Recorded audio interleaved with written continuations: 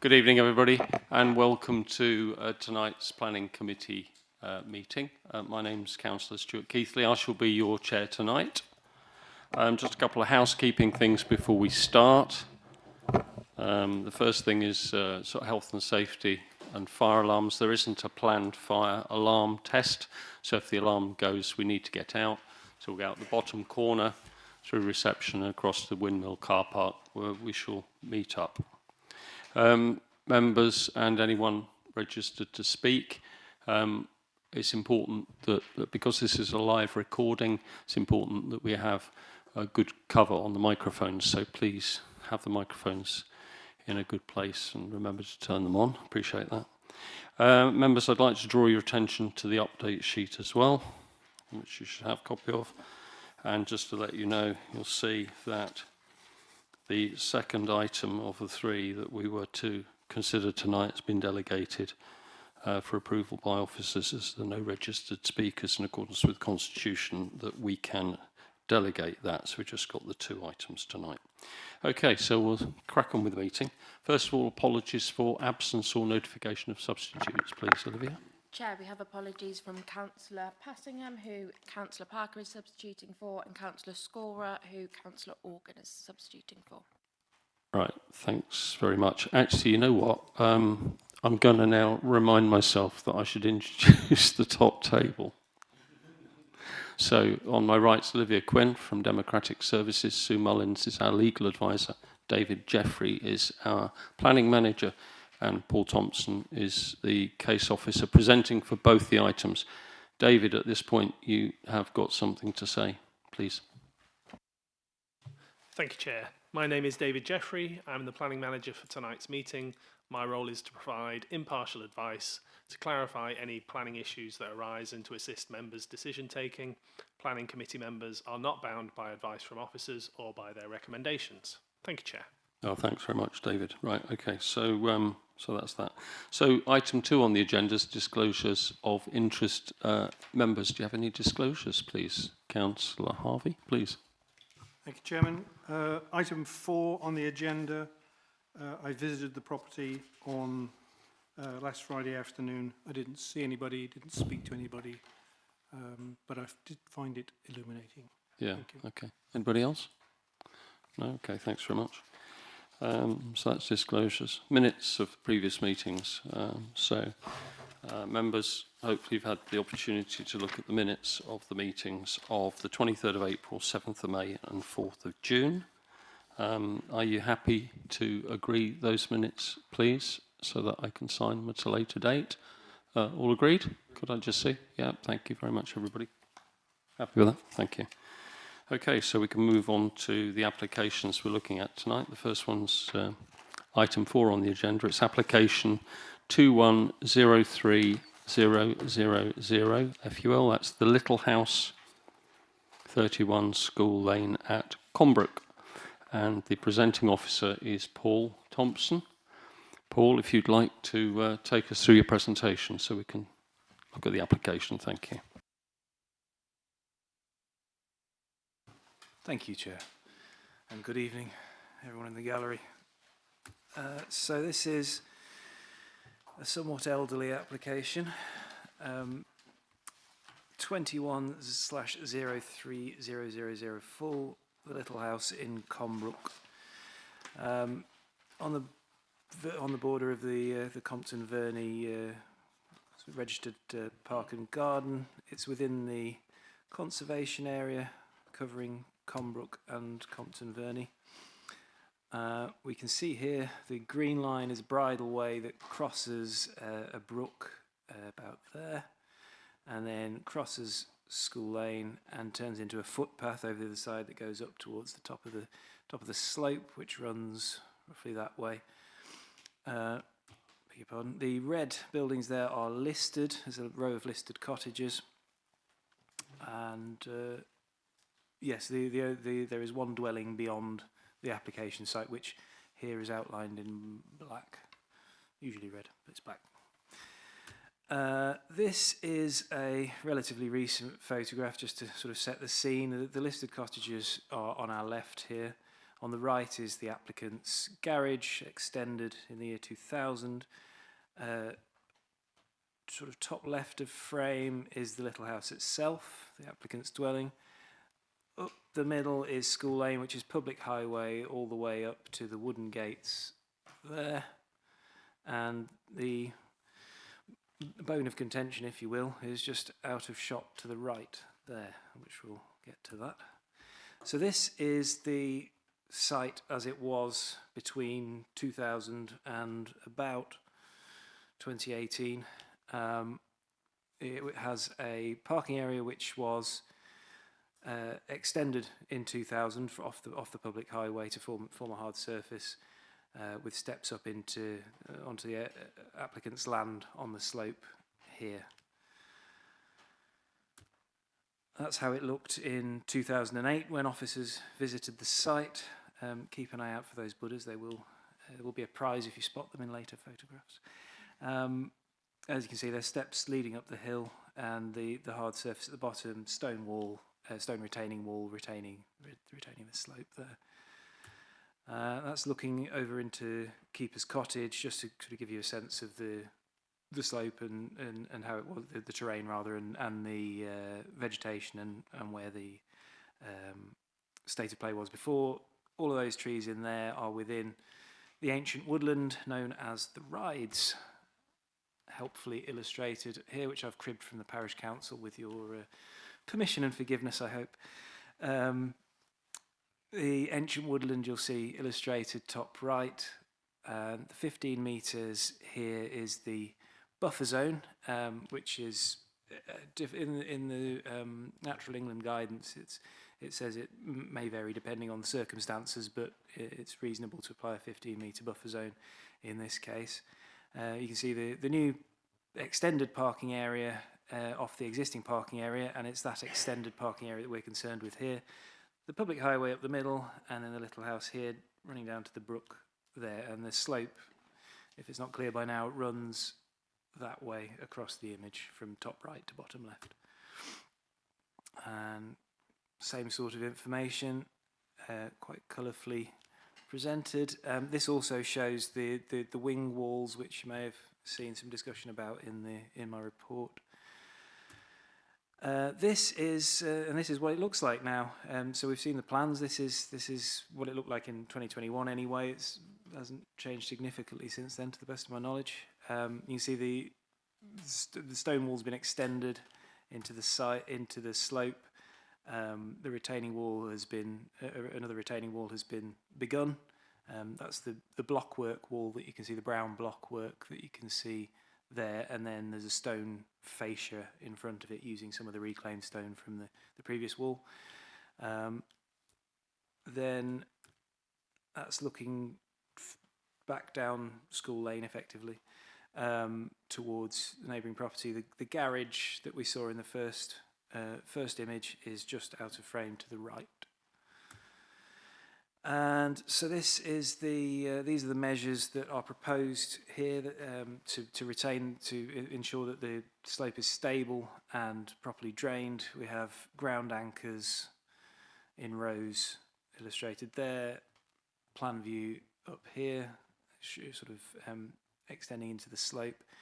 Here you can see from the side, the sectional view, and then across below those rather, there's weep hole drains by the same manufacturer that will allow groundwater to drain into, and forgive all the arrows, bells, whistles, whatever on this one.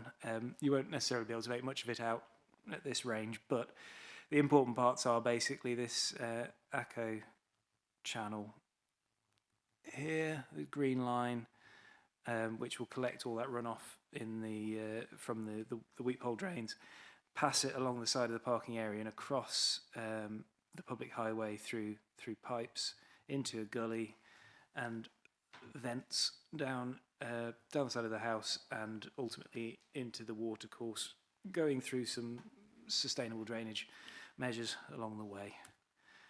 That's the long and short of it. You'll have read the report. I am recommending, Chair, that we grant permission largely on pragmatic grounds rather than because this complies with policy particularly. And it's over to you. Thanks very much, Paul. Okay, so we have some speakers registered. And the first speaker, if I'd like to invite you up, it's Councillor Tim Goodhead. Is that right, Councillor Goodhead? Good evening. Thank you very much. And Councillor Goodhead, you've got 3 minutes to make your statement or case, tell us about your objection, and I shall give you a bit of a heads up when we're approaching 2.5 minutes. Okay, so if you press the right-hand button and then just move. Okay, can you hear? Move the microphone. Yeah, super. Okay. Before I start, can I have my first slide? Yeah. Please. Right. The slides. Have you got a number of slides? 2. Right. Okay. So, Councillor Goodhead, when you're ready, you can take it away. Thank you very much. The Parish Council objects to the proposal as presented. There are 3 material reasons. On slide 1, we can see the proximity to ancient woodland, and we can see the 15-metre buffer zone within which, according to Natural England and the Woodland Trust, there shall be no development permitted without exceptional reasons. Excavation required the removal of more than 200 tonnes of soil and resulted in a need to fell 2 trees. The committee report acknowledges failure to comply with both CS5 and CS6, and national policy states development resulting in any loss or deterioration of ancient woodland should be refused unless there are wholly exceptional reasons. Could I have slide 2, please? Thank you. The slide shows the new parking area in yellow with the retaining wall in purple. The only reason offered to override policy is that the new parking area provides additional off-road parking to the applicant, which is described as a public benefit. Members must decide if this description is correct and a wholly exceptional reason. Moving on to structural concerns, the 2 side or wing walls, top and bottom on the picture, are 2 metres high and they retain neighbours' land on both sides. The proposal is to stabilise, that has been made, is to stabilise the applicant's own land to the right-hand side. A structural engineer employed by Stratford District Council produced a report 3 years ago requiring demonstration of capability for support to the neighbouring land, that's by the wing walls, and to publish loading figures as a matter of record in case of collapse. The officer chose not to accept this professional opinion and decided that no condition of any kind was necessary in relation to these wing walls. To protect neighbours, we ask that the structural engineer's requests for data are satisfied in full by an additional condition. Finally, flood prevention. Surface water flows off the steep hillside onto the new concrete parking area. It has nowhere to go from this lower area. It must all pass under the highway and onward to the watercourse in a drainage system which ensures no flood risk elsewhere. The only route for overflow is down the highway towards the terrace of 4 listed cottages whose ground floors are 1/2 metre below ground level. There is no proposal for a sustainable drainage system, despite it being a policy requirement under CS4 for a SUD scheme to reduce surface water runoff rate to the pre-development level. The case officer proposes a condition requiring implementation of a scheme currently completely undefined. This fails the precision test because there is no what, where, how or who will do anything. That's 3 minutes now, but do you believe want to a just planning wrap up for us? Thanks. Yes, Just wrap up now. one Yeah, final thanks. point. Yeah, lovely. We believe a planning obligation under section 106 is needed to require the design and monitored installation of a flood prevention scheme to protect the 4 cottages at risk. Thank you. Well, thank you very much, Councillor Goodhead. Okay. Right, members, do we have any questions for Councillor Goodhead, please, in respect of his statement? Councillor Harvey, thank you. Thank you, Chairman. Councillor Goodhead, can you tell us anything about recent experience of flooding and its impact, if any, on the 4 cottages? There was extensive flooding in Combrook in 1997 and 2007. There hasn't been any extensive flooding since. However, there is a requirement under national guidelines to provide for a 1 in 100 year event. And the design life of the retaining wall that we're concerned with here is 60 years. Councillor Harvey, thank you very much. Members, another question. Councillor Goodhead, could I just ask a follow-up question to that from Councillor Harvey in respect to the flooding? Is the concern that the flooding would come down the road and potentially flood the cottages, or is it that the flood finds its way through to the watercourse at the back of the gardens? Well, the flood can no longer find its way through to the watercourse since there was an extension to the little house.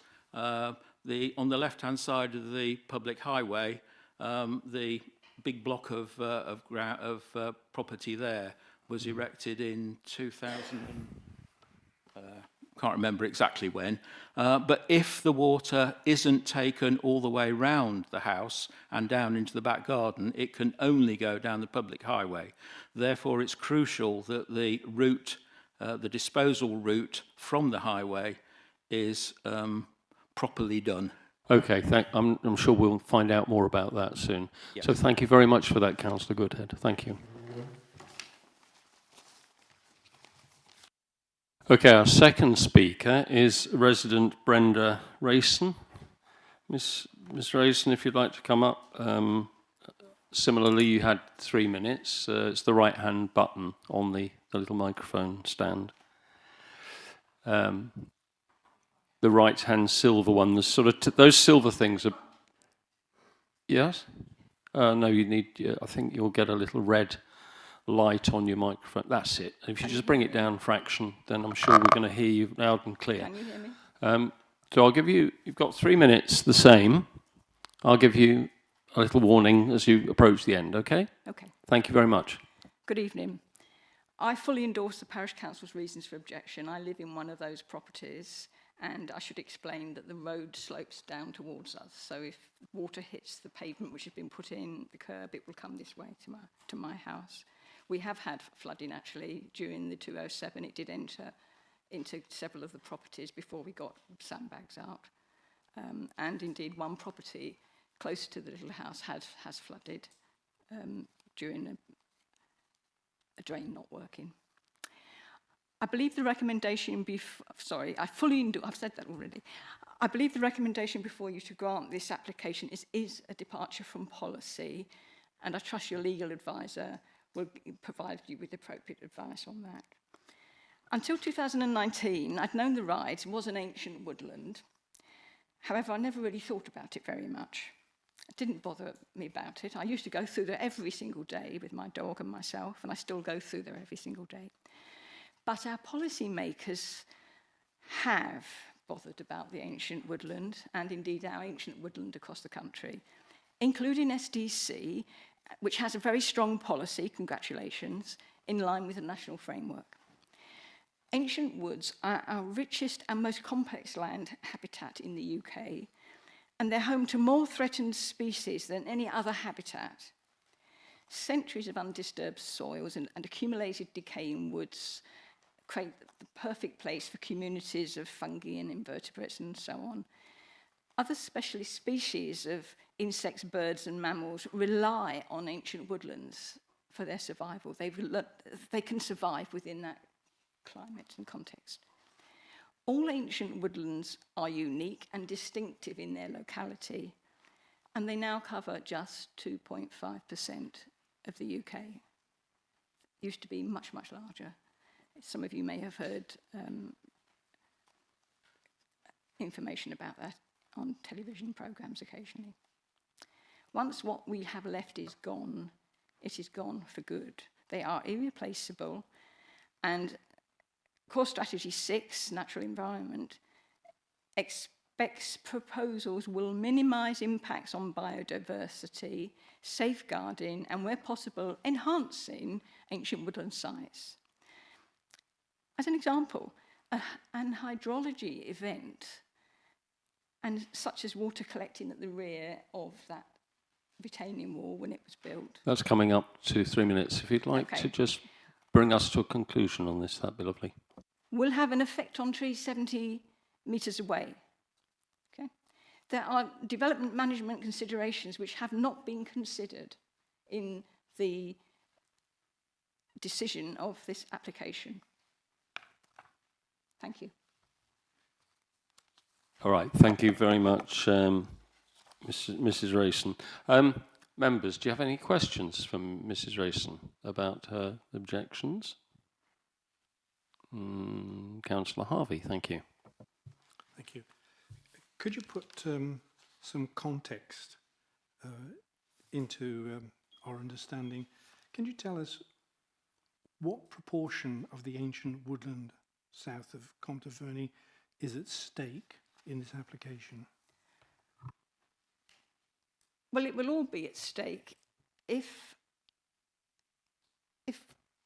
I tell you water will affect a tree, a change to the water system, which will be being created by construction down underground, will affect a tree 70 metres away. And when that tree is affected, it can affect another tree. It carries. And that's true also for the effects of dust, pollution. If you go on the Woodlands site, they will tell you all about it very quickly. It's a major concern. They are our biggest sequester of carbon. Thank you. Do you have a follow-up, Councillor Harvey? I think that's fine. Members, any further questions? Thank you very much, Mrs. Rayson, for your representations.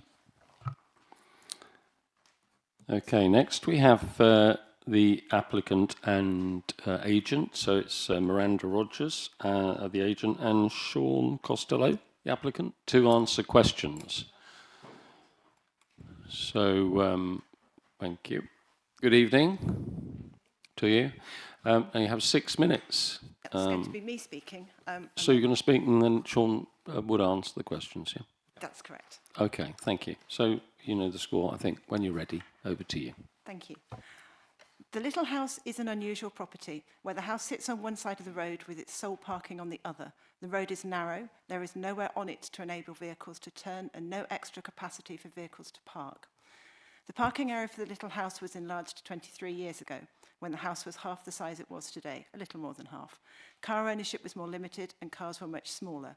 Planning permission was granted that involved digging into the bank and building a retaining wall to hold back the garden beyond. Following more recent alterations to the house, the applicant realised he needed more parking. You can see what he did. There was no alternative solution to his parking problem. He started works in 2019, believing they were permitted development, only to be told that they were not. The initial application was considered by members in October 2019 with a recommendation for approval. Members concurred and granted planning permission subject to further confirmation of structural stability. Their conclusions confirmed that drainage, highway safety and impact on the ancient woodland were all acceptable, subject to conditions. So we come to consider the current application, which visually is identical to the scheme considered previously. Indeed, the only differences are additional planting, the insertion of ground anchors, enhanced drainage plans, and some non-slip paint on some tiles. There's been no material change in planning policy since members' consideration in 2019, and was 2020, and provided the structural stability matter is satisfactorily resolved, no reason for a different conclusion to be drawn today. I'm going to consider the 3 issues that have been raised, so starting with structural safety. The applicant employed specialist structural engineers to consider the structural stability of the wall. There's been a geological assessment and a bank stability report. They were completed to allow the engineers to conclude the optimum solution to guarantee long-term stability of the wall was an anchoring system. Further research led to the recommendation to use the platypus anchors, which are now proposed. The Council's independent engineers reviewed the proposals, additional queries were raised and responded to by the applicant's engineers, and finally both sets of structural engineers concluded that the proposed scheme was acceptable, creating a structurally sound, safe retaining wall. Whilst objectors continue to raise concerns, both sets of professional advisors have concluded that additional information is not required. I would also add that this wall's been in place for nearly 6 years now. During that time, it has rained quite a lot. The wall remains without cracking and without failure, without the anchor system, just as the previous wall before it did. The proposed anchor system can only enhance its safety. Drainage and highways safety. 23 years ago, the applicant enlarged the parking area for the first time and resurfaced the road in front of his and his neighbours' houses and put in drainage to take water across to the stream at the bottom of his garden, across the road. He put in further drainage when he extended the house a few years ago, and since then, there have been no flooding or drainage issues, despite the erection of the new retaining wall and the laying of additional hardstanding. There are no highways or drainage objections to this from statutory consultees originally, and that included additional drainage proposals prepared by a chartered drainage engineer this time round. Recent local lobbying has led to a formal acknowledgement from the county highways that that road is in fact a public highway, meaning they have jurisdiction over it. County Highways then identified some minor concerns over the proposed drainage system. The applicant has worked with County Highways to reach a satisfactory conclusion, and the objection from County Highways has since been removed. Ancient woodland. Your office's report quotes national policy that states development resulting in the loss or deterioration of irreplaceable habitats, such as ancient woodland, should be refused, with qualifications. The application site is not part of the ancient woodland. Until the car park extension works were undertaken, it was flat, grassed area held back by a retaining wall with 6 steps that you saw in the photograph from 2008. On the right-hand boundary, there were 2 small conifer trees and no other trees at all. The works undertaken by the applicant removed the conifers and unfortunately caused harm to 2 ash trees within the neighbouring garden, which were subsequently removed. One of those trees was within the ancient woodland. The applicant instructed a specialist arboriculturalist to assess the impact on those trees and other trees within the ancient woodland.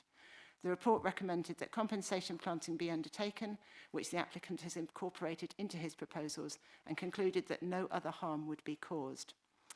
I would argue there is no loss or deterioration of the ancient woodland. The ancient woodland, in fact, is a private garden with associated domestic planting. Within it, just 3 metres from the boundary of the application site, is a 5 metre square summer house. Adjacent to that is a large decked area with a fully tiled swimming pool. It's not an area planted with ancient trees, but a private garden with sizable garden structures. The application removed 1 small tree from the ancient woodland, which will be replaced in an appropriate manner. And specialist reports say there will be no other harm. The real ancient woodland, the Rides, lies to the northeast of the application site and is not in any way affected by the proposed development. So balancing. You will know that planning applications must be determined in accordance with the development plan unless material considerations indicate otherwise. I would conclude that there is no harm to highway safety. The proposed drainage will not cause an increase in flood risk. The proposed anchors will ensure the structural stability of the wall. There is no harm to the ancient woodland, and if there is harm, it is extremely limited. The loss of one tree for which compensatory planting is proposed. And there is a very real need for the additional parking to serve the little house, which cannot be provided in any other way. The need for the parking area, coupled with the compensatory planting, are material considerations in the determination of this application. Any policy conflict is outweighed by those material considerations, and thus the proposal is acceptable. Your case officer concludes the same and recommends planning permission is granted, and I ask that you follow his recommendation. Well, thank you very much. Good timing too. Right, members, do we have any questions for the applicant or the agent, please? Yeah, so there's a few hands going up. Councillor Harvey, please. Thank you, Chairman. You've described the way in which drainage will be vented, if that's the right word, to the rear of the property. Councillor Goodleach said that in his view, the only place for rainwater to go was down the road. You can't both be right, can you? Absolutely not. Can I answer that one? When we did the extension for the house, well, when I moved in first, we put some drainage in at the left-hand side of the house. When I did the extension... Sorry, can we pull a plan up so that we can actually talk to the plan, because it might be helpful? Yeah, that's useful. Thank you. There was one of the... Yes, What was it? that one. Yeah, so either side of the house, there is a full drainage system which goes under the house and all the way down to the stream at the bottom of the garden. There's an eco drain that covers the distance as well. So the proposed eco drain that goes into the gully there would go to the right of the house and then down to the stream. We have another gully that takes the other rainwater to the other side of the house. So we've actually got two drainage gullies that go all the way to the stream at the bottom of the garden. This is all fully implemented. This was done when the house extension was first done. Thank you. Follow-up question, Councillor Harvey. Supplementary question. Supplementary. What has been your experience of flooding? I've had no experience of flooding. I think we have to accept it flooded in 2007, which is a long time ago. Oh, But not since the works were done Not to my the house. house. I've had no experience of flooding in the house. I think the village had an issue in 2007, but personally I've had no experience of flooding. I think a lot of places had a problem in 2007. Yeah. Yeah, the immediate You thing happy is- with that? And no further questions. Did I see a hand up, Councillor Harding? You said that work started in 2019. I note that an application was refused in August 24. Has any work been done since then? No. Councillor Parry, please. Thank you, Chair. It's really a follow-up from Councillor Harvey's. I just want reconfirmation of this. Back in March this year, the district had one of the most severest thunderstorms, rain. Fossway was flooded. There were lots of roads and villages near Combrook that were flooded.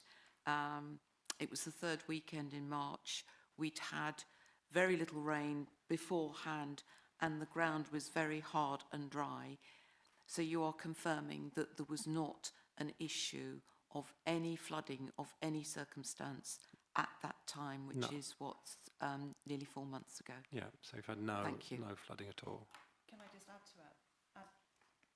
Can you turn yours off? Sorry. Can I just add to that? This plan enhances some of the existing drains above where they are now. So not only do you get what's not caused any flooding for the last nearly 20 years, you actually get an enhanced scheme beyond. So this is bigger drains. Councillor Hencher-Seraphin, thank you. Good evening. Can you explain, is there any difference between this application and the one that was refused in 24? Is there any modification to that? The one that was refused in 2024 was a lawful development certificate. It was not a standard planning application. So it was trying to confirm that the existing development was already lawful and therefore we didn't need planning permission for it. This application is for planning permission, which is based on policy. And I'm sure if that doesn't make enough sense, I'm sure Paul will elaborate. Thank you. Looking around for any further questions. I do have one. It's a bit technical, and it's to do with these ground anchors and just how far they go back. Is there any danger that they will interfere with any root systems? Are they, 2 or 3 metres, 5 metres? I can't. Yeah, they're on the plans. I can't confirm with any accuracy. We did before the company was chosen for the ground anchors, we did a full topological survey of the land. And so they knew what the sensitivity was with regard to the issues, but there's no problem putting them in. Size. Okay. So can I just... Are they on there? They are on there. They are drawn to scale. They go directly 6 back metres. from the wall. There you are. Okay, but you're saying that the wall's been up for how long? Or the blocks have been up? Nearly 6 years. Yes, the retaining wall 6 years now, and there's a fascia that's been up the same time, but the actual structure wall's been. And you're 6 saying years. that to date there's been no difficulties with That's without the... That's anchors. without these. And there are no trees in that area. Right, And okay. this isn't part of the ancient woodland anyway. Thank you. Further questions? No? In which case, thank you very much indeed for your presentation. So we have one final presentation. That's Councillor Johnston. Good evening, Councillor Johnston. Good evening. So you have 5 minutes, Councillor Johnston, to talk about this application. Thank you. Thank you. I hope I won't take that long. Can I remind the committee that the village of Combrook is a significant heritage asset. It retains many rural features. It has distinctive style of architecture. The highway verges school lanes itself a narrow lane, much with grassed verges down to this site, essentially. This is a retrospective application. The works have already been carried out. We cannot say whether this application would have been refused had it been made before work commenced. There is concern that this might encourage others to seek to create parking areas in front of their own properties and to remove the present rural aspect of the grass verges. However, we are where we are, and the planning officer is recommending acceptance. I would broadly endorse the view of the parish council and urge the committee to strengthen some of the conditions proposed.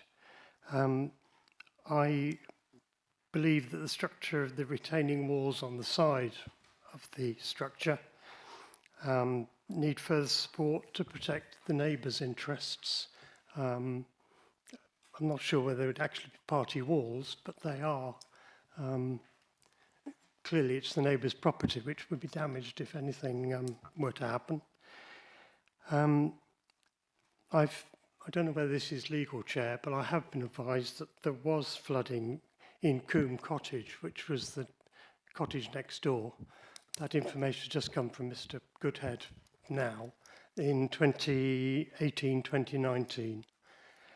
I do see the risk of stormwater being carried into neighbouring properties.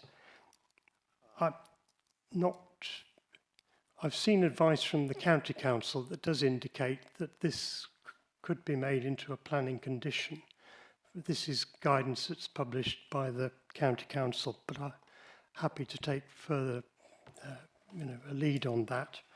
And regarding the proximity to the natural woodland, it seems to be sensible to expect the applicant to seek the advice of an appropriate ecology service in determining what planting should be installed.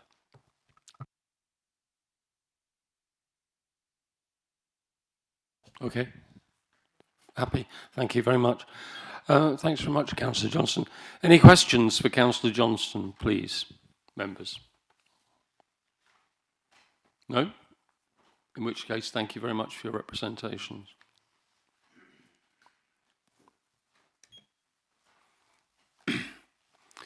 Okay, members. Now's your opportunity to ask for points of clarification to the officers in respect to this application. Who would like to ask questions of the officers? Councillor Eden first. Thank you, Chair. Just so I'm clear in my head, you, I think, mentioned in your presentation, Paul, a sustainable drainage system and showed us lots of colourful diagrams that I think we've also just seen for a second time, but the Parish Council mentioned that there wasn't one, it was undefined.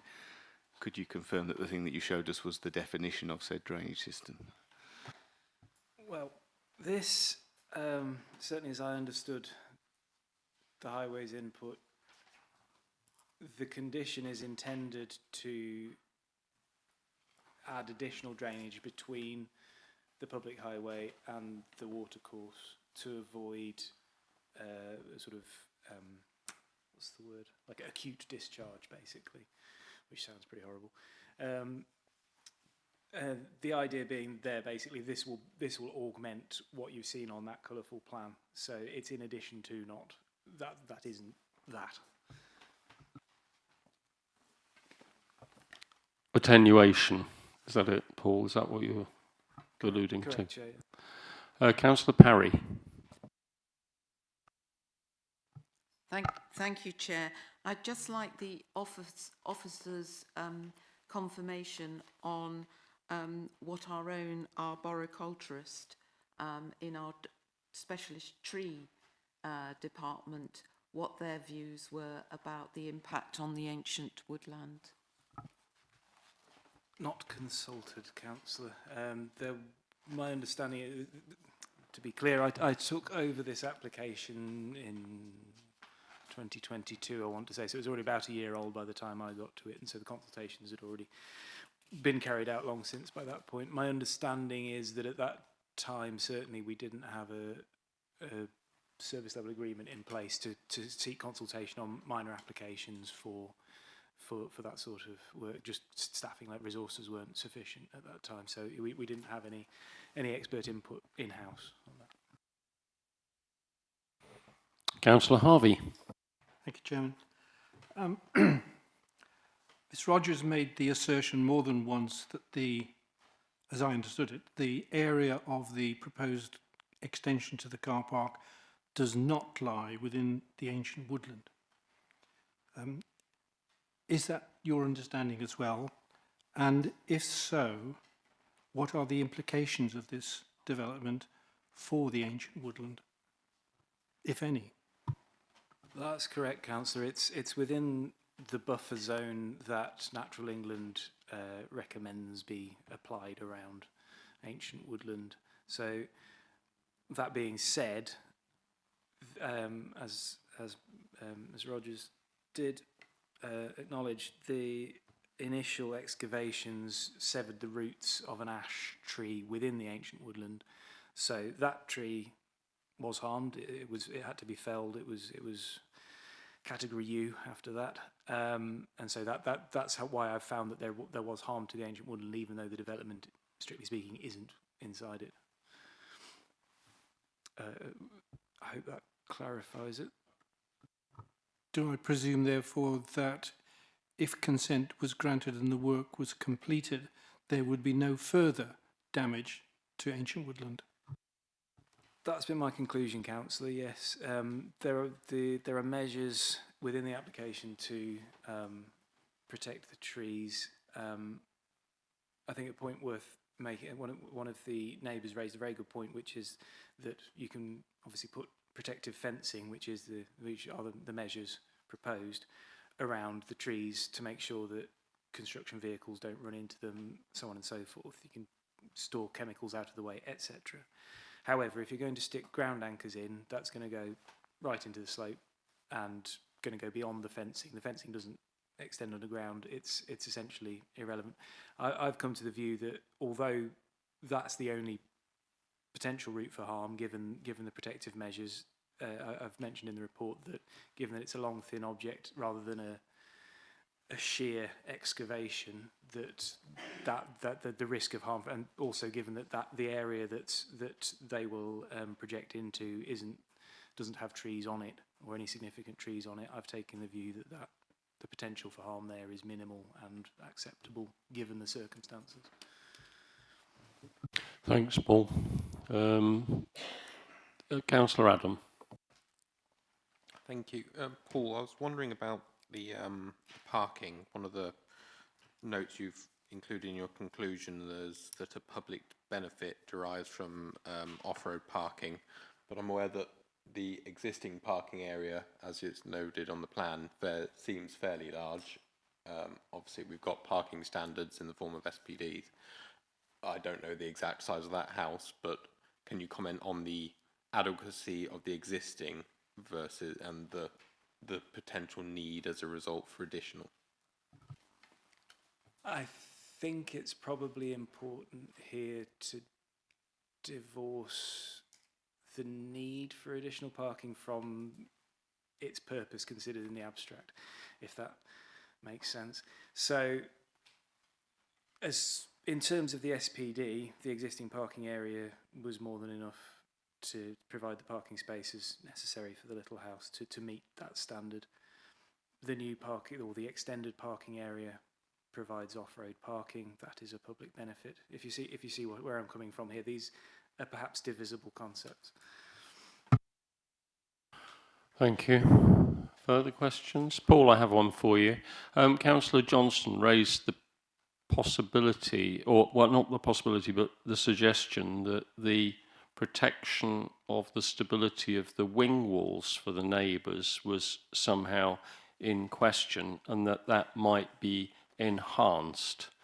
Can you comment on that, and whether or not what you've considered is that the design or whatever has been provided with the application is adequate and it is being properly designed, to remain stable throughout its life? Thank you for saving the hard one for last, Chair. I spent a lot of time thinking about this, and I'm going to have to phrase this diplomatically. The information we had from our consulting engineer up until this would have been August 2022, and indeed in his comments of the 1st of August 2022, he said everything that he'd raised had been addressed, and then raised something new. Reading it back through it, it wasn't possible to identify the reasoning behind his request. I've covered it in the report, and I don't think I can really add anything to that. To respond to I think the parish council raised the prospect of a condition to secure that data. I think the issue I would have there is that if we impose a condition requiring the applicant to submit an engineer's report on the wing walls, submit the data for that, then what happens if we get the data and it says they're going to collapse imminently? We've already granted permission by that point. It becomes an essentially unenforceable condition. We can't do anything with it. Furthermore, any works that it might recommend to those walls would be off-site, so it would need a Section 106 agreement rather than a condition, because it would be off-site. As I've mentioned in the report as well that one of the neighbour representations, they've flat out said they won't allow anybody on their land to do any of the work. So again, that leads me to the conclusion that such a condition would be unenforceable, even if it, as I say, were. I mean, it's all unenforceable basically. A Section 106 agreement, possibly, but then I think it still goes back to what happens if we find that it's unacceptable at that point. I think the point is that the committee has to determine it on the basis of what it has currently. Okay, thanks for that, Paul. And I guess one of the issues is that we cannot be certain what the occupiers of the land adjacent to the wing walls do with the land anyway in the future, so that's sort of outside of our hands and those of the applicant. That's right, and furthermore, my understanding of physics is A level, but I think most of the risk falls on the applicant ultimately. Okay, thanks. Further questions, anybody? No? Okay, well thank you very much, Paul, for that helpful advice. Right, at this point then, members, we can move on to discuss and debate this application, merits or otherwise. Who would like to kick us off? Councillor Parry, thank you. That's all right. Not a problem. I think, first of all, I totally understand the concerns of the parish council and also the neighbouring houses, who I'm assuming are the people that have put in the objections. But going through the report and hearing the responses from the applicant, I actually feel satisfied that there's been sufficient diligence over looking at this enhanced drainage system, and the length of time that it's taken demonstrates that a lot of work has gone in to try and provide the right solution. I do feel there is a public benefit in the extension of the car park. I'm sure if neighbouring properties were to have additional families, they might be welcome to use the additional parking area, or at least it provides a safer turnaround. I think the council has been very diligent in their approach. The officer's report is very comprehensive. Whilst I understand how the parish council would welcome a further condition, As we all know, in accordance with the NPPF, conditions have to be enforceable. And on the basis of what the case officer has presented this evening, my view would be to go with the recommendation of the officers, and I'm therefore I'm happy, or not so much happy, but it's moving it forward. I'm prepared to propose grant for this application, Chair. Right, thank you very much, Councillor Parry. So we have a proposal to grant in accordance with the recommendations of the officers. Anybody else like to enter the discussion about this debate about this? Yes, Councillor Edmund, thank you. Thank you, Chair. I mean, on the face of it, I've got an awful lot of policies to refuse this on. I think the thing that swayed me was one of, in the opposite direction, should I say, was something that Paul said in response to Councillor Harvey's question about the no further damage and perhaps making the best out of a bad situation. It's less than ideal that we lost a tree, and that this is, this isn't a good place to be, but it is in some ways unique as far as that goes. I'm going to stop short and listen to some more councillors, but if nothing comes forward, I'm probably going to second Councillor Parry. Okay, thanks, Councillor Eden. Councillor Parker, you would want to contribute? Yes, thank you, Chair. Just briefly. I think my position is that it is deeply regrettable that villages are getting tarmacked in the pursuit of the passenger car. I guess there is some inevitability to it, but actually I think that's probably not particularly relevant to this application, in as much as the report in front of us lays out a pretty solid case that ultimately, however we feel about it, we'd struggle, I think, to come up with reasonable planning policies that would be strong enough to cause someone to go against the officer. Am I right? Okay, thank you very much, Councillor Parker. Councillor Harvey. I think the officers come to a rational conclusion in not ideal circumstances. There is a sound case for the finely balanced judgment he's come to. I haven't heard of any overwhelming reasons to go against this recommendation, so I'm prepared to second Councillor Parry's recommendation. Thank you, Councillor Harvey. Councillor Hencher-Seraphin. Thank you, Chair. I think as long as the conditions of improving the drainage, which I think is the main concern of everybody, with the runoff, and as long as that can be upheld, looking after the drainage is done properly, I can't see any other planning reasons to go against the officers. Oh, well, thank you, Councillor Hencher-Seraphin. Anybody else like to comment? Councillor Fleming. I think that the applicants have done everything they can in terms of researching the drainage. They've done the recommendations that highways needed, and they've withdrawn their objections.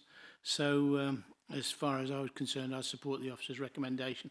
Thank you. Anybody else want to comment? In which case, Councillor Adam.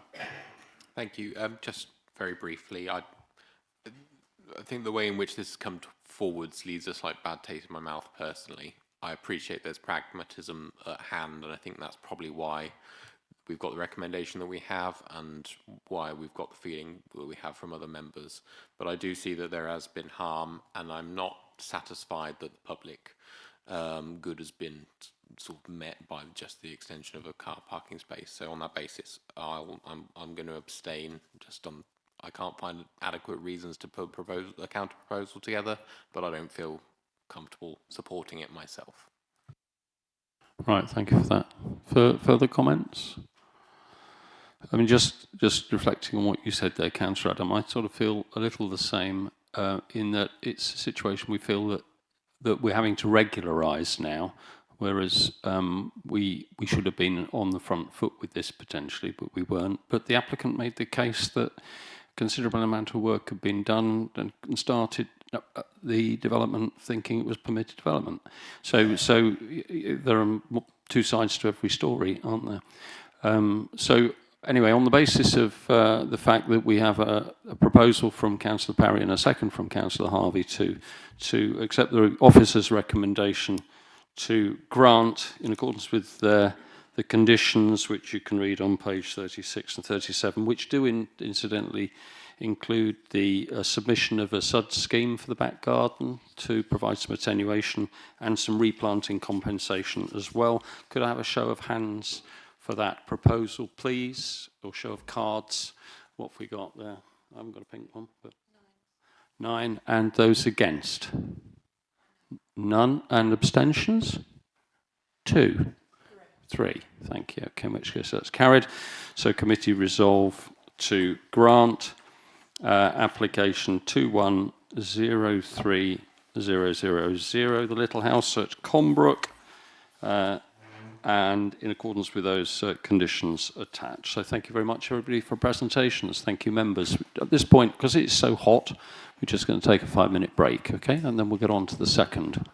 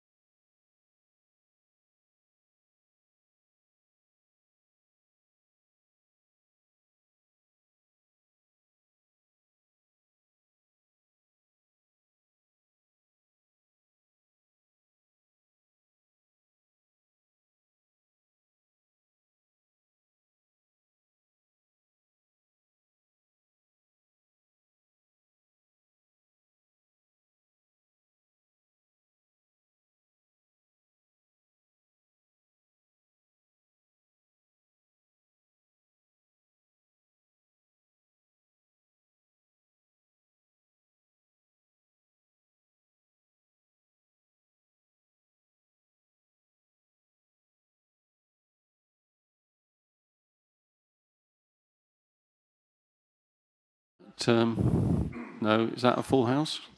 Oh, excellent. Okay, in which case we can resume and start on agenda item 6.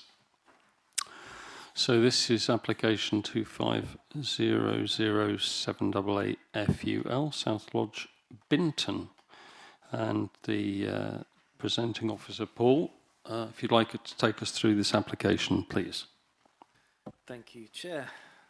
We're crossing the Foss Way to the side of the district with which I am somewhat less familiar. Just outside Welford-on-Avon, between it and Bidford-on-Avon.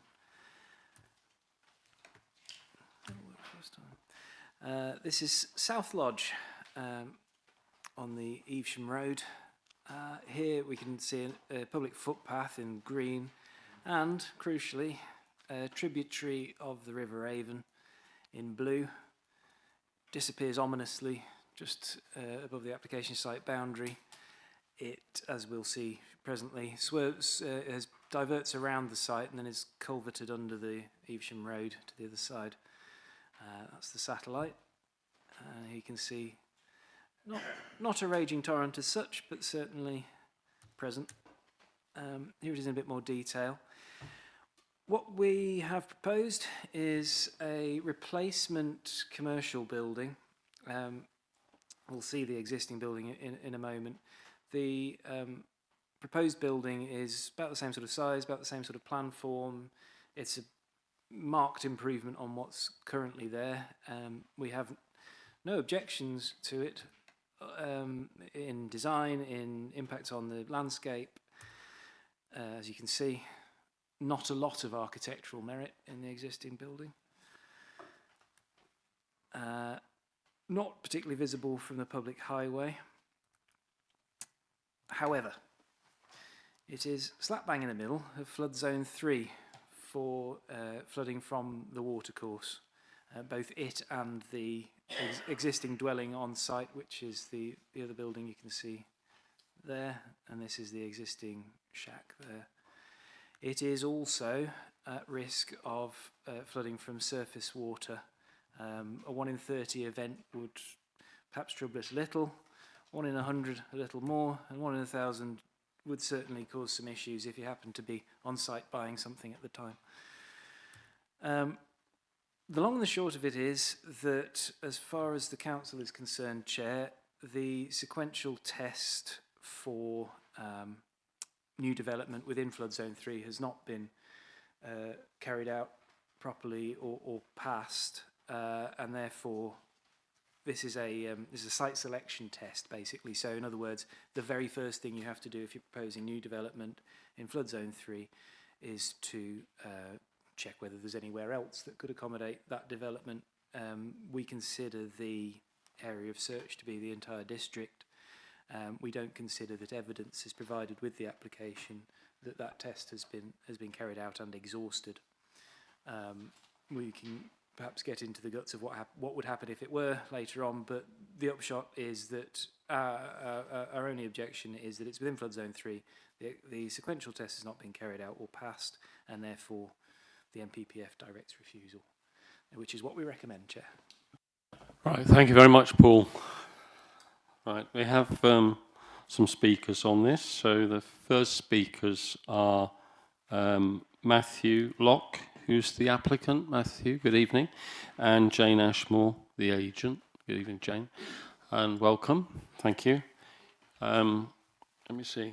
You've got 3 minutes to present, and then members have the opportunity to ask some questions after. So I'll give you a little heads up when you've got about 30 seconds to go. But otherwise, when you're ready, if you press the right hand of those buttons and move the microphone a bit for yourself, and I'll just leave it to you to start when you're ready. Thank you. Good evening.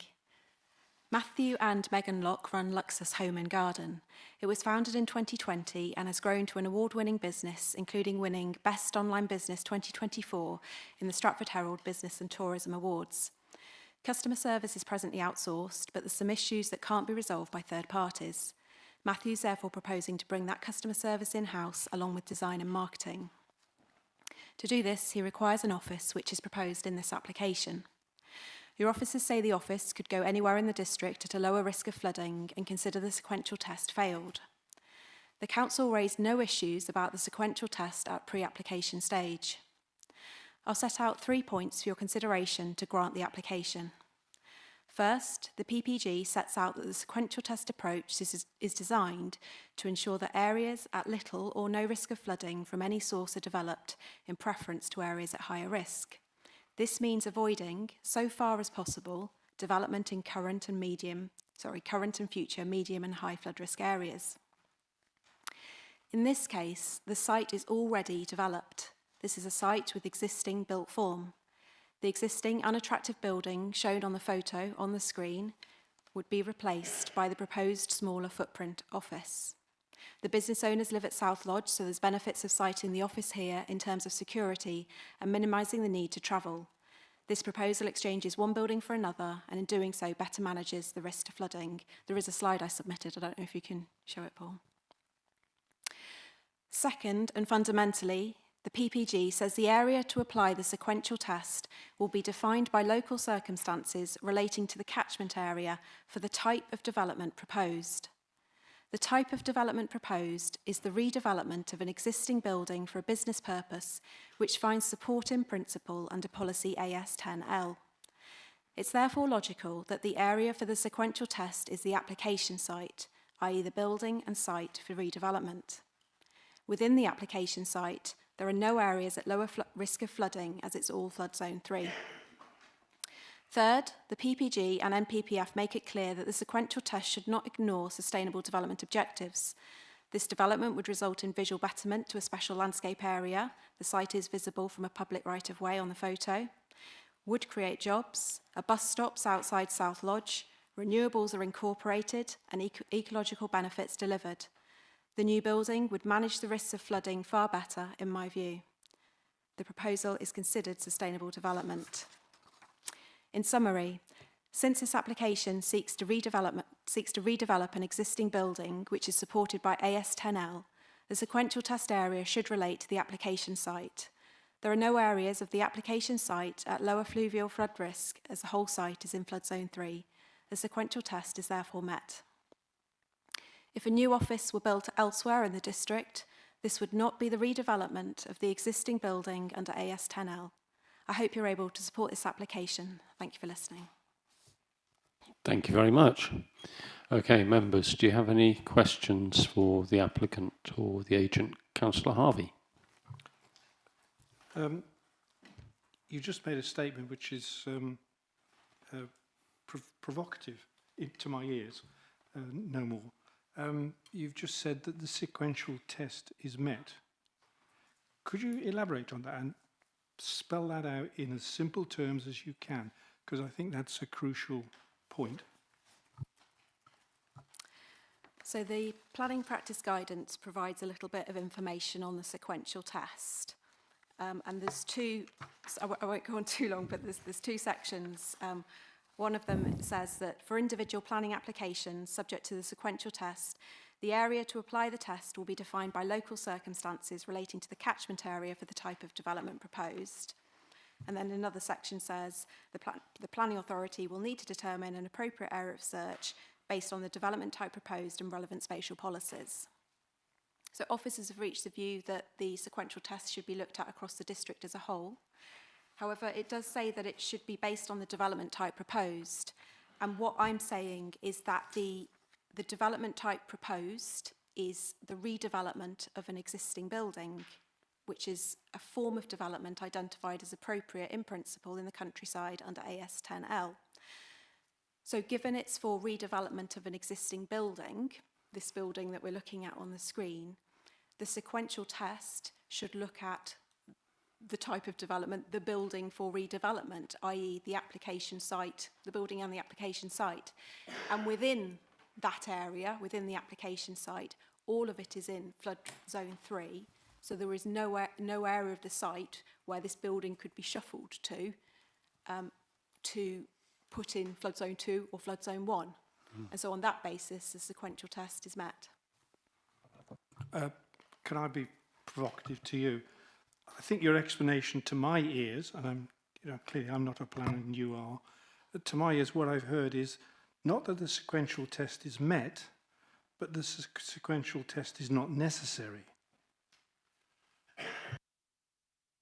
Through you, Chair, I wouldn't agree, because sequential tests, the catchment area can vary. So in this instance, I'm suggesting that the catchment area should be the application site. So you may get, somewhere else where there is a site where part of the site is flood zone 1, part flood zone 2, part flood zone 3. And if you had that within a site, then sequentially you could put that replacement building in flood zone 1, subject to other planning issues being looked at. So you could therefore carry out a sequential test on our site, if that makes sense. Okay, thank you. I think we could potentially take that further with the officers in a moment or two. Thank you for that. Councillor Organ next, please. Thank you, Chairman. I understand from reading the agenda that the new building will have a smaller footprint than the existing building. Will the new building be on the existing foundations, or will it mean digging out and increasing and putting more concrete foundations in the ground, more extensive foundations? I'm not a structural expert, so I'm not going to be able to answer that, but the footprint is reduced and the floor level will be raised.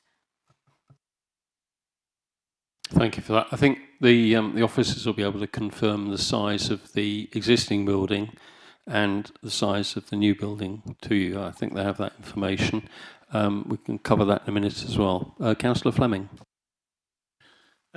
In your experience, have you had any problems with flooding in the recent past? I mean, I live fairly close to where you're talking about, and I know we had a really very wet late winter, early spring, and we had a lot of flooding on the Avon. So did you experience any flooding in that period? We've never experienced any flooding at all there, and the guy who's been there longer than us tending the forestry, he's been there for 18 years and he's never seen any flooding on site. In fact, it's a really quite well known, it's a busy road, and I think you know we've had some terrible floods in Stratford as a whole over the past few years. And you sort of know where it's going to flood and where it's not going to flood, and ours is always completely dry. Whenever we've not seen any flooding. Thank you. Thank you, Mr. Locke. Further questions? Councillor Adam. Thank you. I was just wondering, can you describe what the existing building is used for in its current arrangement, but also how the site functions? Do you say you live on the site? Yes, just general storage, really. Okay. Thank you for that. Further questions? I have one for you, Mr. Locke. When we saw the application site on the first slide, I noticed that the building that you're proposing to redevelop, if you could go to one of the earlier slides, maybe if you wanted to illustrate it, Paul. It's the one that shows the application site in red. But the building is separate to where you live. But in your submission, you're saying that this building is going to be linked to your business.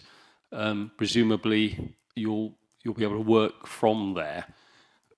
This application site appears to show a sort of separate business opportunity, which could be potentially maybe on the open market. I don't know. Can you clarify how you're going to use this building? Yeah, so it's solely for our use alone. It's we were actually going to include a condition. We were going to recommend that a condition was placed that it was going to be tied to our business. We're happy with that if that was the case. Right. Okay. That's quite useful. We'll probably ask questions of the officers in a second in respect of that undertaking. Any further questions looking around the table? Doesn't appear so. So thank you very much for your presentation.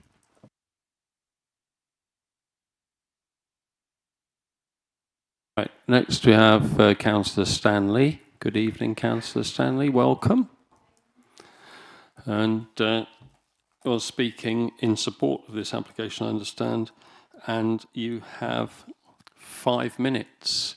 Are you going to need me to give you a little reminder when you get close, or do you think you'll be okay? All right, thanks a lot. So when you're ready, over to you. Thank you, Chair. Good evening, members. So the application seen before you this evening should be approved for the following reasons. As the case officer states in her report, the site is in compliance with the following core strategy points. CS22, opportunities for business development will be provided in the countryside, including farm-based activities in accordance with policy AS10, countryside and villages. From the assessment, the case officer agreed that the development would accord with both AS10 and CS22.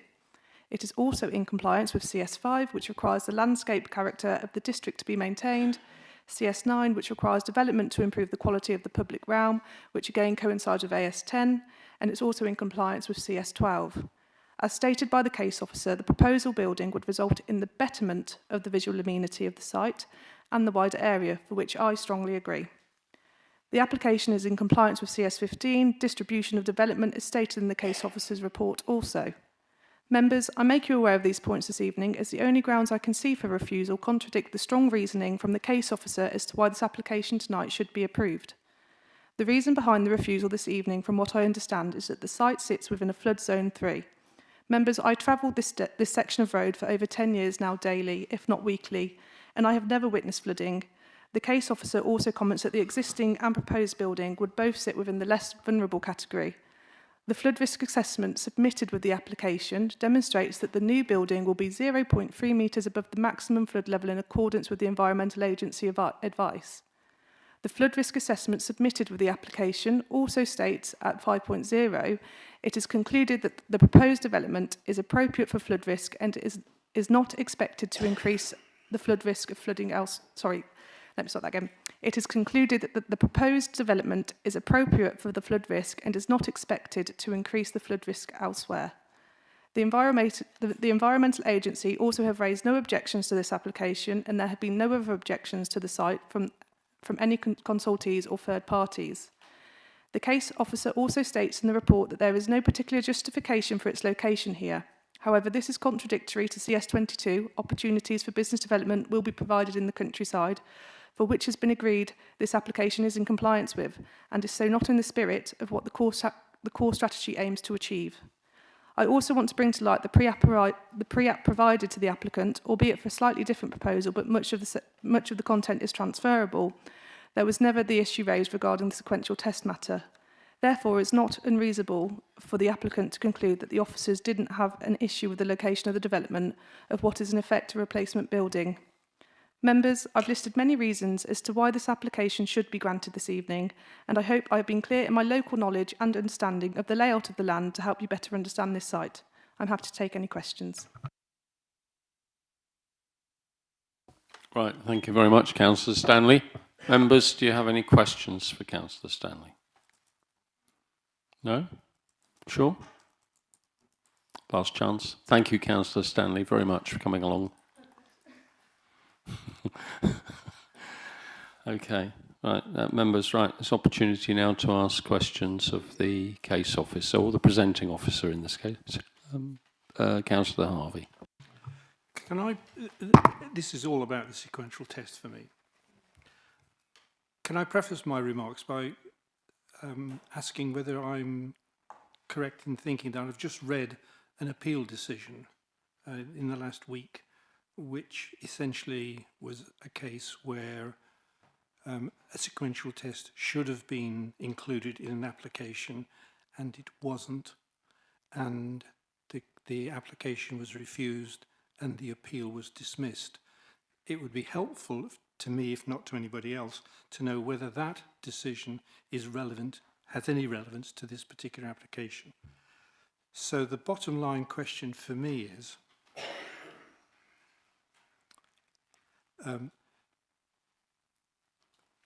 is it absolutely necessary for this application to have been supported by a sequential test and the outcome of the sequential test?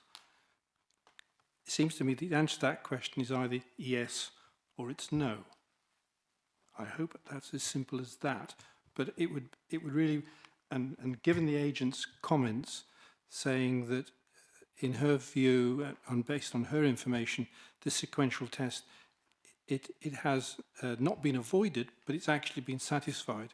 I need some clarity on the role and the necessity for this application to be supported by a sequential test. Thank you, Councillor. Yes, to be clear, the NPPF provides at paragraph 175 that the sequential test should be used in areas known to be at risk now or in the future from any form of flooding. So it can be Environment Agency flood zones, or it could be surface water flooding. In this case, it's both. There are some exceptions to that, but this doesn't qualify as one of the exceptions. As you've heard, the applicant's own agent agrees that a sequential test is necessary. They say it has been met. Our view is that it has not been met. There was some discussion about the development type that's being considered. Our view is that the proposal before members is for an office. It's not a replacement dwelling. The development type is for an office type development. There is information within the application about the neighbouring business, but there's no clear indication or provision of a section 106 or recommendation of a condition that would tie the two. And even if there were, officers would be concerned that that wouldn't amount to a specific reason why an office is necessary in this particular location and could not be located to meet the business's needs elsewhere in an area which was at a less vulnerability of flood. Moving on from that, even if it were the case that members for some reason were satisfied that the sequential test was passed, it would then be necessary for members to also be satisfied that an exceptions test has been passed.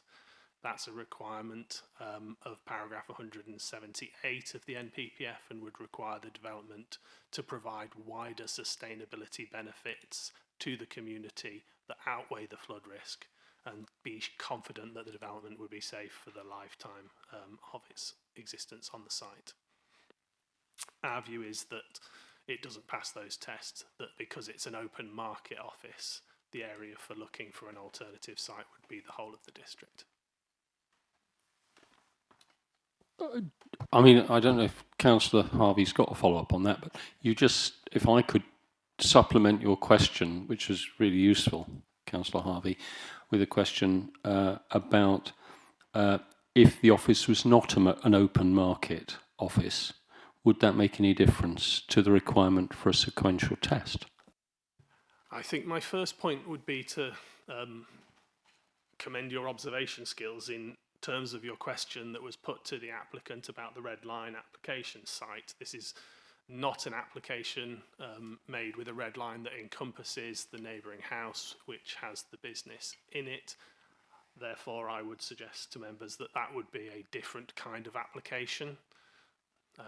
It would be possible for the applicant to make that kind of application and support it with information that demonstrated why an office in this particular location and no other would be supportable, but that is not the application that we believe members have before them at the moment.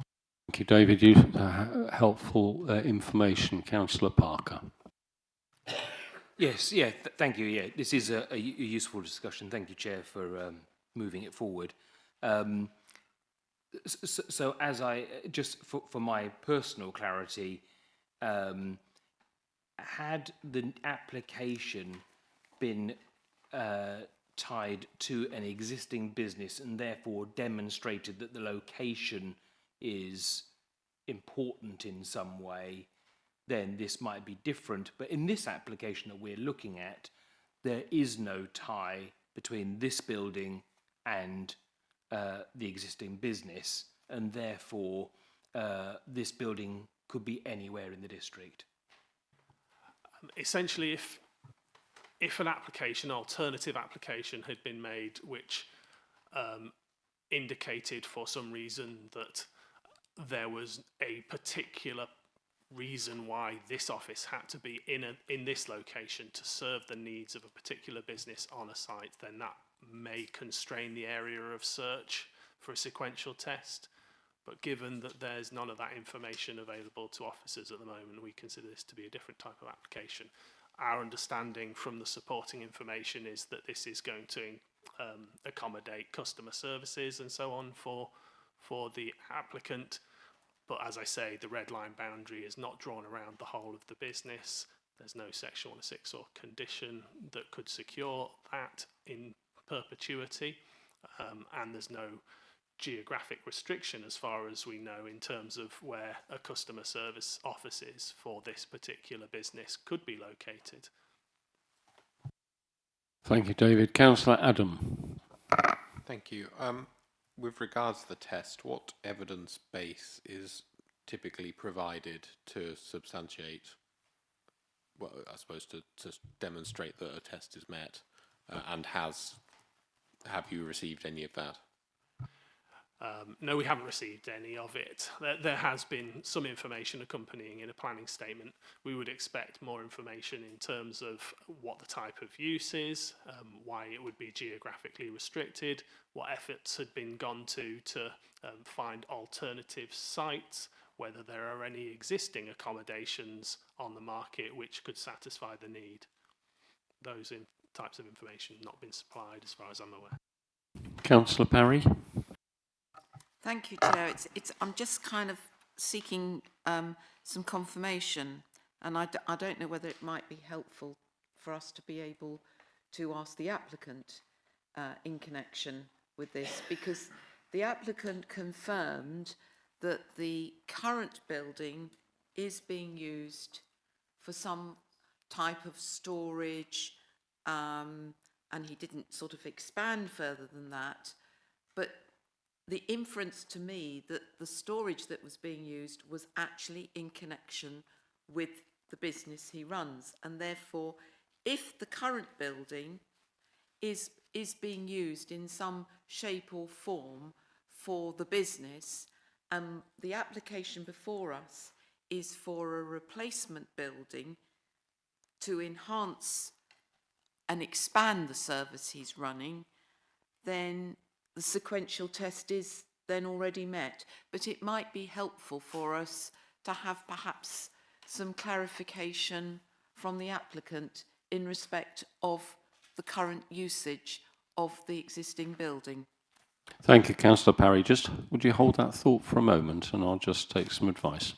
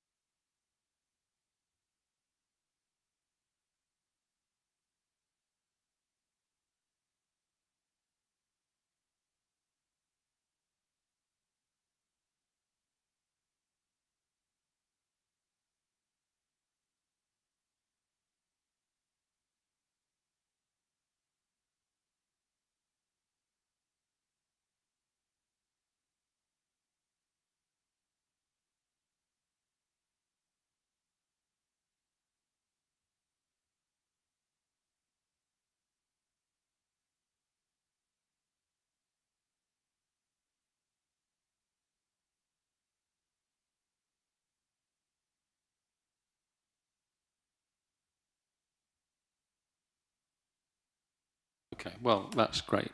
So I've got the discretion to help you, Councillor Parry, in this respect by inviting the agent and the applicant back up to the table so that you can ask points of clarification in respect of this proposed use of the building and the use of the building that exists now, if that would help you. In which case, would you like to come forward and you might be able to help us with these particular questions? I think Councillor Parry's asking about the intended use and why it's necessary for you to have this office building in this location and that another location might not be suitable for you. I think that's the essence of it. Is it, Councillor Parry? But over to you, really. Yes, really, it was for clarification. You raised that there is currently a business use for that the existing building is being used as part of your business offering in some shape or form, and therefore I was just interested to know that if that there needs to be, in my view, a connection between the existing building being used as part of your current business offering, shall we say, because then it would meet the sequential test in my mind, and it would therefore be helpful to have further clarification of what this existing building is used for your existing business, and therefore the replacement building, would there still be some storage facility potentially for the replacement building, as well as an enhanced area for you to be able to expand your business? So at the present, we've got monitors and computers and things like that. All the stuff we had from another office, and we currently use it for postage and packing, so small items. We have a facility where we dispatch our furniture in Northampton. They dispatch it UK-wide, or actually European-wide, but we send out sort of screws and things like that. We post small bits, cushions and things like that. So we use it for storage and the postage and packing of those items, yeah. So it's it's currently used almost as a dispatch facility for postage and also storage. And can you confirm, would the replacement dwelling still have that element of operation that would use from the proposed new building if we were minded to grant? Of course, yes. So it's integral to the business. There's certain things that we can't do through our fulfillment centre. So that it might be like a small pack of dowels, like wooden dowels or something like that, or a couple of screws or something like that. We just have to pop it in an envelope and take it to the post office. So it's sort of that on, and we have sort of a couple of hundred orders a week. So we get sort of quite a bit of packaging, we have to do. So it's an important part of the business, yeah. Okay, thank you.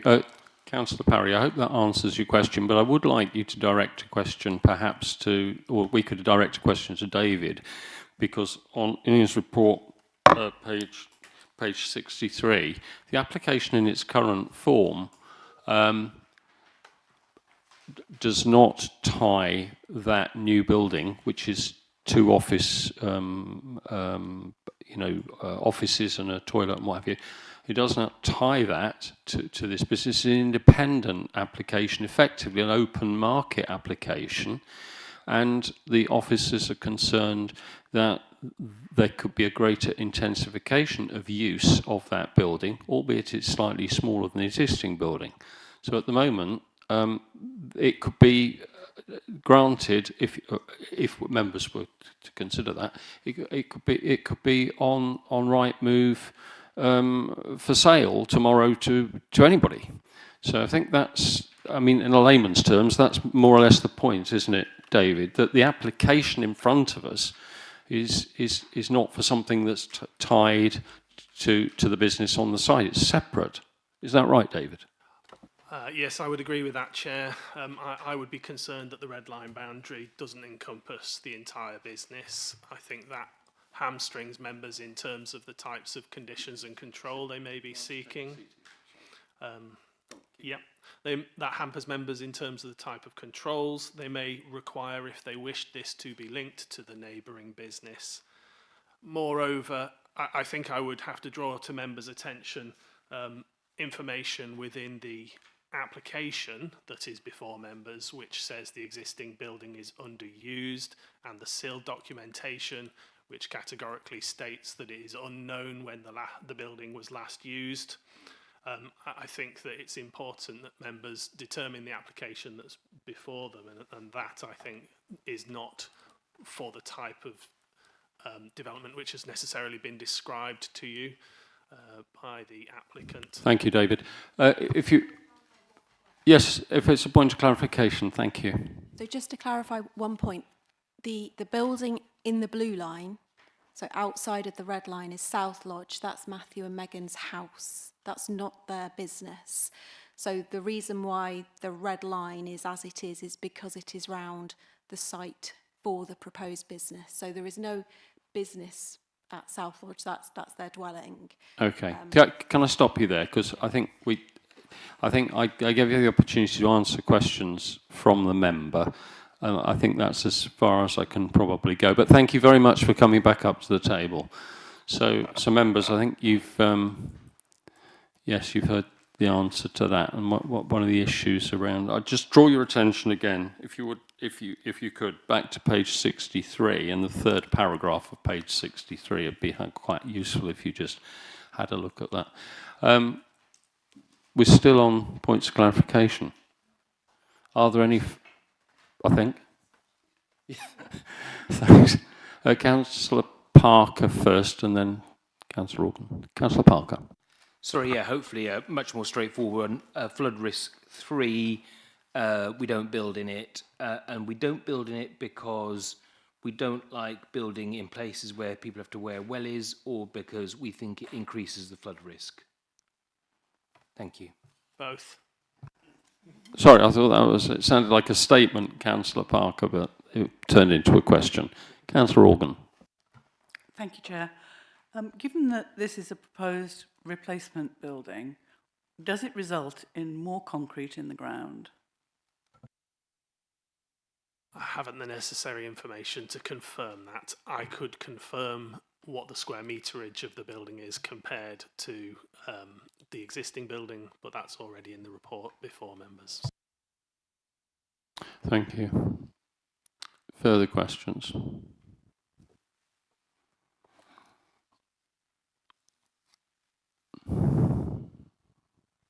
No? Oh, see, if I wait long enough, It's related. the lights are on, but no one's at home. Thanks for that. Councillor Harding, only joking. Yeah. I haven't been to Specsavers lately, but it looked to me as if the ground was gravel around it at the moment for the sort of parking area, and I'm interested in how much of that would go down to concrete and how much that would increase the rate of flow across the site. So surface drainage, you're interested in whether or not there's a permeable surface there now, gravelly type or something else. I did if it's shown. There's no clear proposals in respect of resurfacing of the car parking areas. I would consider if members were minded to grant permission, that's the sort of thing you would seek to control. Right, good, thank you for that. Further questions? Okay, I think we can move on to the debate and discussion. Who would like to kick us off with their thoughts? Councillor Harvey, thank you. Quite happy to have a go. This, to me, is a head and heart case. The heart says that Councillor Stanley laid out the reasons why it would be a good thing to do this, to support a local business, AS10 and all the rest. The applicant has made clear statement that there, in his experience, there's been no flooding. It's an existing building on site. This would be a replacement. Office for storage, fine. I understand the difference. However, the head says that this is in flood zone 3. There is the need for a sequential test. The recommendation for the officers is very clear. Questioning has led to confirmation of their advice and their recommendation. My personal view is that I am prepared to recommend refuse, and if that were to be the case that it was refused, I would be not unwilling at all to see this go to appeal and even succeed if an inspector thought it merited it. But as it stands, on the recommendation of officers, on balance, I go for refuse, and I'm prepared to propose that. Right, thank you very much, Councillor Harvey. Who would like to comment next? Councillor Eden. Thank you, Chair. Councillor Harvey, yeah, I kind of agree with everything that you've just said. It is a tough one. But for me, personally, I have to commend Ms Cashmore for a head-turning argument about how flood zones could work within a site, but it's not enough for me, given the other questions we've had answered as part of our taking this up to bits. So for me, the red line is the red line, and that is the part of the argument that really sells how officers have come to this kind of conclusion on this one. And bizarrely, I would equally sort of look forward to reading how this one might pan out. But either way, on the basis of the red line being the red line, I would like to second Councillor Harvey's proposal to refuse. Okay, thanks, Councillor Eden. Anybody else like to comment? Councillor Parker, yeah. Sorry, very briefly, yeah, I think I'm following the same line, which is obviously, you know, it's something that we would all like to see on the one hand, on the other hand, because there is nothing specifically tying this development to this location, then the sequential tests throughout the district stand. Thank you. Thank you for that. Councillor Parry? Oh gosh, I did try awfully hard this evening, didn't I? I can't bear applications which result in a tick box analogy, because that's what it is here this evening. Because the sequential test hasn't been done, it doesn't tick the box. And I find it really infuriating. However, I do understand where Councillor Harvey and Councillor Eden are coming from. But there's an element of me here of common sense prevails. We have a building already there and replacement. There's no objection from the local, the lead local flood authority. There's no objection from the environmental agency. The building ticks all the necessary boxes from a policy perspective. The economic situation in this district is pretty dire. We need to have more jobs.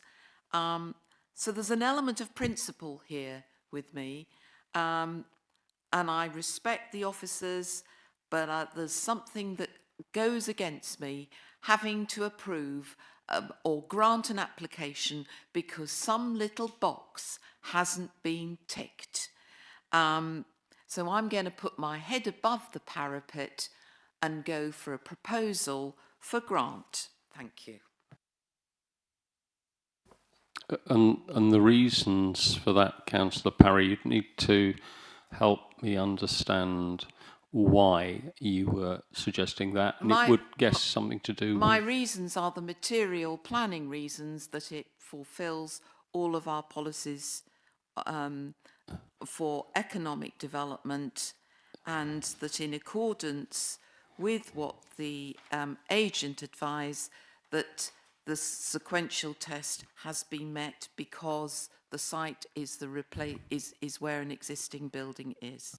Right, thank you. That's very useful. So it's met the sequential test because there's already a building there, and that's the site, is the only site. There's nowhere else on that site to put a building. Okay, super. Councillor Fleming. I really like what Anne said. I've driven past that place. I once bought a horse off the bloke that lived there 50 years ago. I've never known it flood, ever. So I don't understand why it's in flood zone 3. From that perspective, to keep it short, I would second Councillor Parry's proposal. Okay, this is quite interesting. Anybody else like to comment on that? I suppose sorry, yes, I'll come to you in a second. I'm just going to add something, Councillor Organ, if you don't mind. that as things stand, the application is for a new office building in flood zone 3, and it's not in any way tied to any business. It could be an open market office. I'll just make that point to you. Councillor Organ. Can you help me, please, Chairman, and direct me to where in the report it says that the Environment Agency does not object to this? Yes, hang on a second. I'll just ask the planning officer. It doesn't say that because the Environment Agency would not comment on a minor application of this nature, nor would the lead local flood authority. It's for the local authority to decide. So what you're saying, sorry, David, is that it's really, the site is too small for it to fall into a category that they would comment on because it's such a small site. Thank you, Councillor Organ. Councillor Adam. Thank you. I'm feeling the will of the members, and there's a drive for me to support the application as well, but I think we shouldn't. It's not a needless box ticking exercise. We need to do our due diligence, as do the applicants. I think tonight we've, through our questioning and statements, explored options that could potentially allow a new application to come forwards, which might be looked upon slightly more favourably. But I think the concern I have is that saying that the test has been met by what feels like conjecture is very different from seeing the evidence base that we would typically expect. If we're looking at it as the area of the site and adjacent house constitutes the area that the sequential test should cover, well, that's fine, but we need to see an evidence base to demonstrate that, as I would expect for any application in a flood zone 3.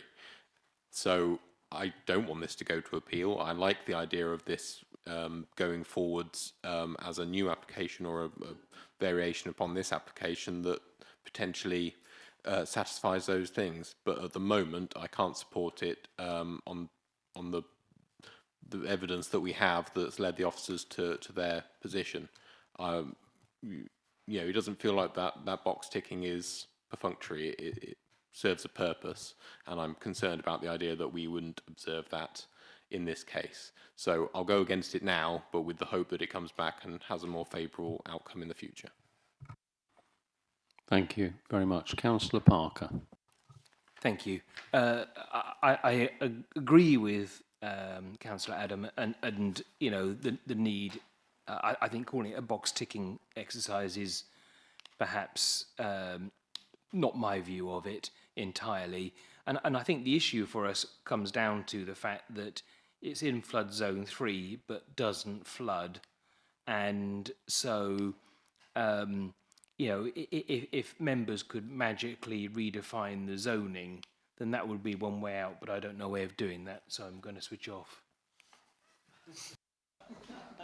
Thank you, Councillor Parker. And I would just add to your point that you're just thinking about this isolated site sat in flood zones 3, but we've got flood zone 3 in lots of places in the district, and there could be applications coming forward for business premises in lots of other application sites. So that's why I feel that whilst it might appear that we're ticking boxes, actually there's a reason for having these policies that to prevent us developing in these sorts of areas. That's where I'm on this. Anyone else like to comment? Or right, well, I can tell you we've got a proposal first from Councillor Harvey to refuse in accordance with the officer's recommendations for the reasons set out in the report. And we have a second from Councillor Eden, and that was the first proposal put forward. So I'm going to ask for a vote in support of that proposal, please. So this is a proposal to accept the officer's recommendations and refuse for the reasons set out in the report. So could I have a show of hands for support of that proposal?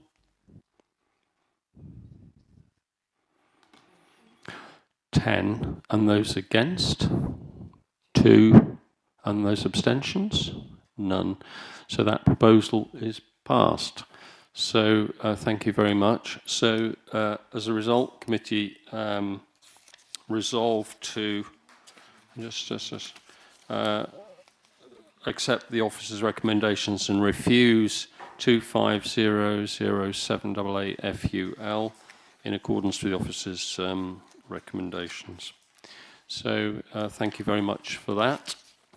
So that's that application and agenda item, which brings us on to the last agenda item, which is urgent business, and none has been presented to me. We don't have any, in which case I'll call this meeting to a close. Thank you very much, members, and all those participating speakers for helping us tonight.